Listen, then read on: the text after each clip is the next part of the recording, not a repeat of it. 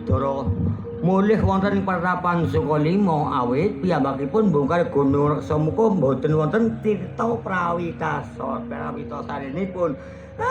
Werkudara mulih bali.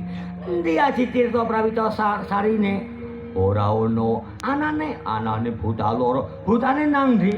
Padani kabeh pojok. Dane karepe mari Gunung Reksamuka men ketempelan buta, men kenal hubudunya, men kebundel hawa nafsu, malah hawa nafsu karo hubudunyane dipendem dipateni kabeh. Sebanjure kapriye Bapak Pendhita ana ing Gunung Reksamuka ora ana tirta prawitasari. Mangerti ya Werkudara, tak kandhani ya. Tirta Prawitasari saiki wis pindah. Wis pindah. Pindah ono ing endi? Ono ing telenging samudra ya ono ing sajroning segara.